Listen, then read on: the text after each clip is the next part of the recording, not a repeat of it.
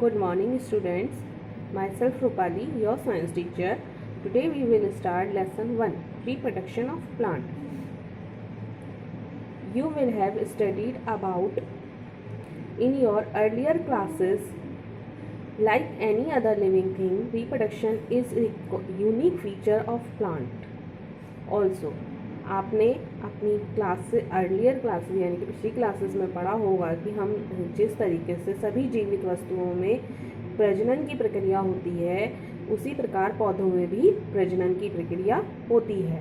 The process by which a living thing produce more of this kind is called reproduction. जब जीवित वस्तुएं अपने ही प्रकार की दूसरी नई चीज़ें बनाती हैं तो उसे प्रजनन कहा जाता है. You know that there are diverse types of plants. Different types of plants use different methods of reproduction.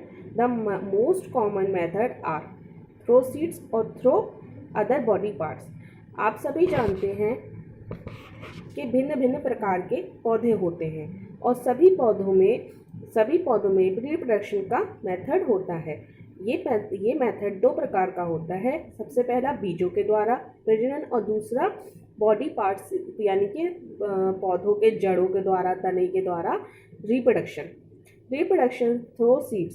सबसे पहले पढ़ेंगे हम थ्रो सीड्स यानी कि बीजों के द्वारा प्रजनन कैसे किया जाता है. You have must seen various types of plant that produce flowers.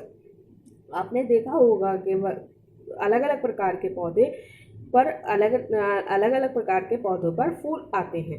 These plants are known as flowering plants और ये पौधे फूलदार पौधे कहलाते हैं. In these plants, flower is the main side of reproduction. ये जो प्रजनन की क्रिया है मुख्य प्रकार से इन्हीं फूलों के द्वारा होती है.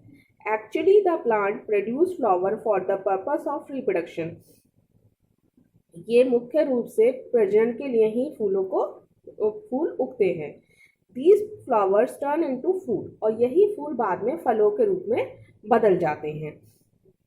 These fruits में have one or many seeds. इन फलों में एक बीज भी होता है और एक से अधिक बीज भी होते हैं. These seeds germinate, grow into new plants and they are similar to present plant.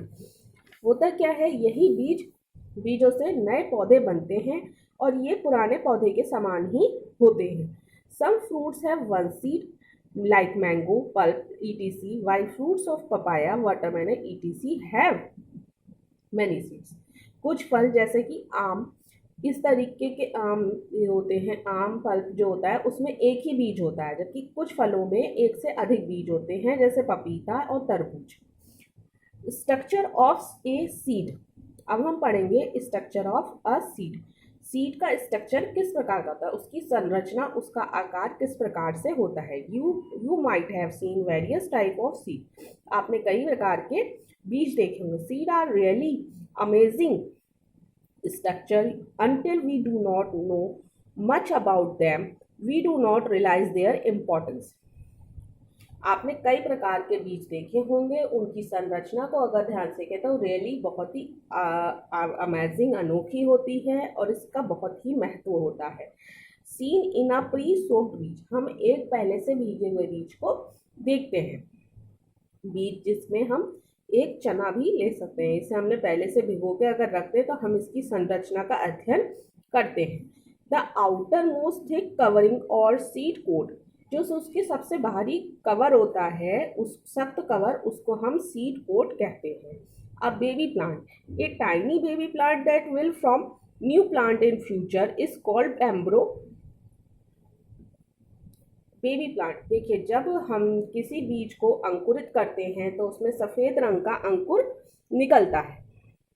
ये अंकुर जो है दो भागों में बट जाता है. पहला भाग जो होता है जो बीज के ऊपर की तरफ निकलता है उसमें तना और पत्तियां बनती हैं जिसे हम कहते हैं न्यू बेबी प्लांट. ये बहुत छोटा और कमज़ोर होता है और इसी के द्वारा नए पौधे का निर्माण होता है. और दूसरा जो होता है वो बेबी रूट कहलाता है. बेबी रूट क्या हो गया, उस पौधे की जड़ें, उसके द्वारा पौधे की जड़ों का निर्माण होता है. Storage food. A seed also have stored food needed for seed germination and growth of a baby plant. In many seeds stored in two massive seed leaves called कॉन्टिनाइन। देखिए होता क्या है, जब पौधे को हम अंकुरित करते हैं, अंकुरण उसमें शुरू हो जाता है, तो उसमें नए प्लांट का उत्पादन होता है। जब वो बीज जो है पेड़ के रूप में प्रकट होता है, तो उसके अंदर उसे आगे ग्रोथ करने के लिए उसे एनर्जी स्टोरेज फूड की ज़रूरत होती है। तो बीज के अंदर इतनी स्टोरेज होती है, इतनी एनर्जी होती है कि वो उस पौधे को बड़ा करे, जिसे अन्न भंडार भी कहते हैं। इसी को हम एक एक्सपेरिमेंट के द्वारा भी समझ सकते हैं। उसके लिए हमें किस किस चीज़ की आवश्यकता है? बाउल की, 10 से 15 चनों की, पानी की और कॉटन यानी कि रुई। Take a clean bowl and put 10 to 15 black gram seeds in it. You can use green gram moong bean seed also. हमें 10 से एक बाउल चाहिए, 10 से 15 काले चने चाहिए। अगर वो नहीं है तो हम हरे मूंग की दाल भी ले सकते हैं। Fill in bowl with clean water, हमें उसे साफ पानी से भर लेना है। Leave this undisturbed after 12 hours like some wet cotton, हमें इसे 10 से 15 घंटे के लिए भीगे हुए छोड़ देना है और उसके बाद दूसरे बाउल में गीली कॉटन पर उन चनों को निकाल के रख देना है। Leave this at the warm place undisturb 24 hours, और इसको हमें 24 घंटों के लिए बिल्कुल भी छूना नहीं है। एक जगह इसको ऐसे रख देना चाहिए कि इसमें थोड़ा गर्मी का प्रभाव बना रहे। These process in which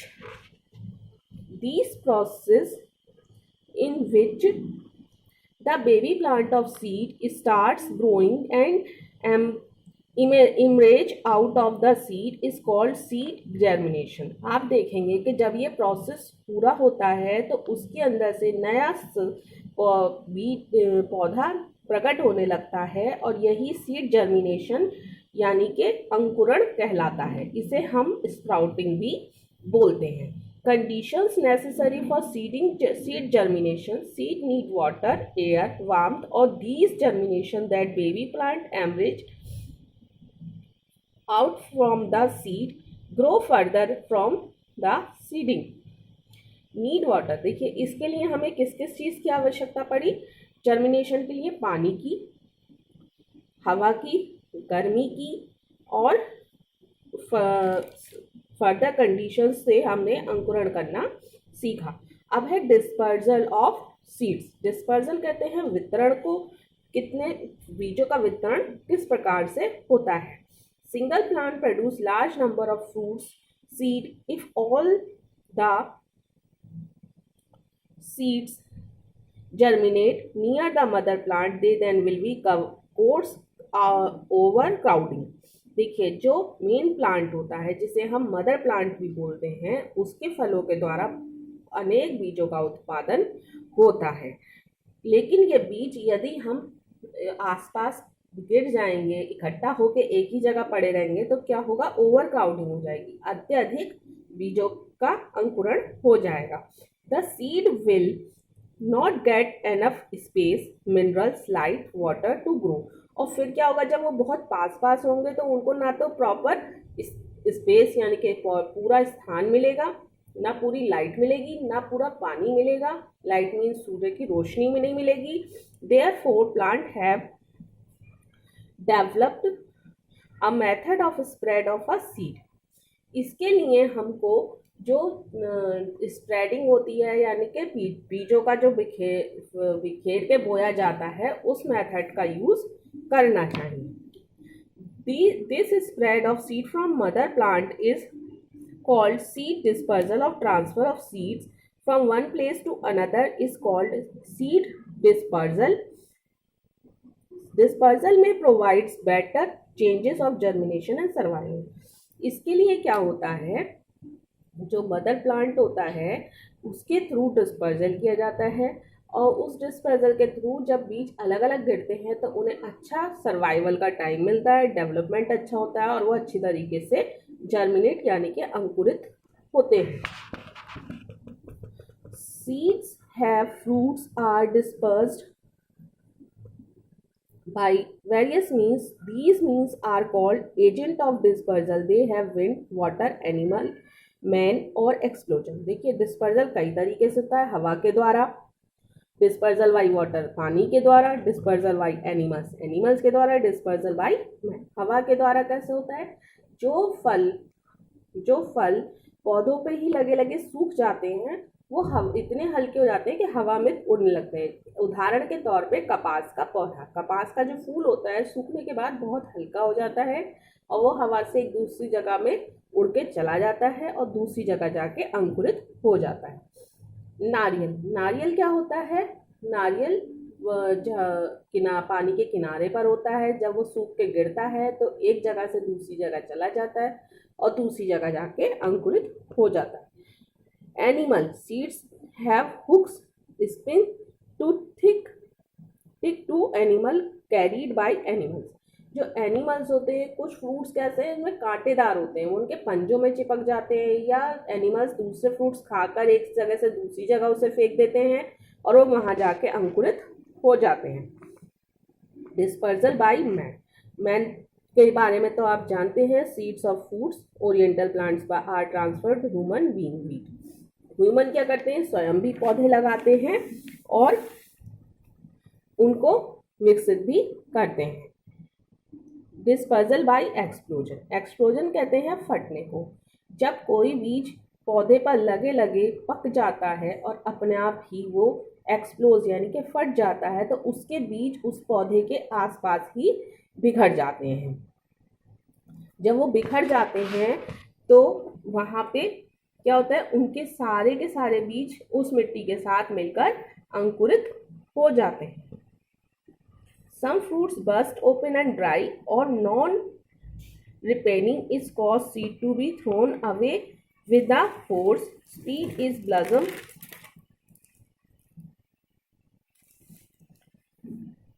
Geranium etc. are scattered by the method. Other method of plant reproduction. अब हम देखेंगे और दूसरे मेथड्स जिनके द्वारा रिप्रोडक्शन हो सकता है। क्या क्या है वो? Apart from seed plant reproduce through the other means also, one such has method of vegetative reproduction. इस तरीके से दूसरे जो प्लांट्स हैं उनके सीड्स को रिप्रोड्यूस करने का एक सबसे बढ़िया साधन है वनस्पति रिप्रोडक्शन, वनस्पति पादप प्रजनन। Some plants reproduce through their vegetative body part like root, stem और लीव्स। कुछ पौधे अपनी जड़ों के द्वारा, अपने तनों के द्वारा, अपनी रूट पत्तियों के द्वारा प्रजनन करते हैं। Methods of reproduction in which a plant produce new plant with the help of its baby part like root, stem and leave is called vegetative reproduction. ये जो प्रोडक्शन है ये वनस्पति प्रजनन कहलाता है। जड़ों के द्वारा, तनों के द्वारा, अपनी शाखाओं के द्वारा, पत्तियों के द्वारा जो प्रोडक्शन होता है उसको वेजिटेटिव रिप्रोडक्शन कहते हैं। Vegetative reproduction stem, the birds present on stem, some plants have the capacity to develop into a plant favourable condition. कुछ वनस्पतियों में, कुछ चीज़ों में ऐसी क्षमता होती है कि वो अनुकूलित परिस्थिति में अपने आप को नए पौधे में डेवलप कर लेते हैं, जैसे आलू, गाजर, मूली, गन्ना, पटेटो, जिंजर कहते हैं अदरक को, अंडरग्राउंड स्टेम, रोज की अगर आप एक कलम काट के लगा दें तो वो नया पौधा बन जाती है। गन्ना, sugar cane can be grown in by method. और ये सब इसी मेथड, इसी तरीके से दोबारा से रिप्रोडक्शन यानी कि प्रजनन करते हैं। Vegetative reproduction by leaf. Leaf आप देख रहे होंगे, ये लीफ जो है एक पौधा होता है पत्थर चटा, ठीक है, उसके बारे में हम आपको बताते हैं। इन सम प्लांट लाइक बायोफिटिकलिज्म, ये नाम जो है पत्थर चटा का ही नाम है। New plant develop from the margin of leaf. The leaf is these plants have buds along the edge which grow into new plant. जो इसके किनारे होते हैं उसमें जो मार्जिन होता है उसमें नई पत्तियां उगती हैं जिनके द्वारा नए पौधों का निर्माण होता है। Economically importance plant grown into a piece of land from a crop. There are different types of crop. सबसे पहले cereal crop, wheat, barley, maize, rice. ये क्रॉप जो होती हैं ये सीरियल क्रॉप्स होती हैं जिसमें गेहूं, जौ, मक्का आदि आते हैं। Pulse crop, moong bean, pigeon bean, arhar dal, urad dal, ये दालों की फसल होती है। Fibre, cotton, hemp, jute.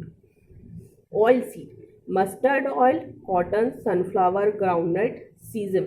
ये जो तेलों के जितने भी बीजों से तेल निकलते हैं ये उनकी फसल होती है। Rabi crop, these are called winter season crop. Rabi crop को सर्दियों की फसल कहा जाता है। Sown in November, harvest in April. ये नवंबर में बोई जाती है और अप्रैल तक तैयार होती है, जिसमें गेहूं, बार्ली यानी कि जौ, मस्टर्ड, सरसों, ग्रेन यानी कि चना, ये सब आता है। Kharif crop, these are called rainy season crop. ये वर्षा ऋतु की फसल कही जाती है। ये जून जुलाई में बोई जाती है और सितंबर टू अक्टूबर में तैयार होती है, जिसमें राइस, मेज, पर्ल और मिलेट, बाजरा, सगोन, ज्वार, ग्राउंडनट, मूंगफली इत्यादि आते हैं।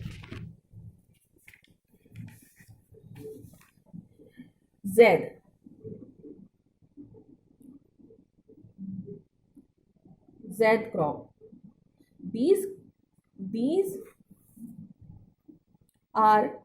these are summer season crop.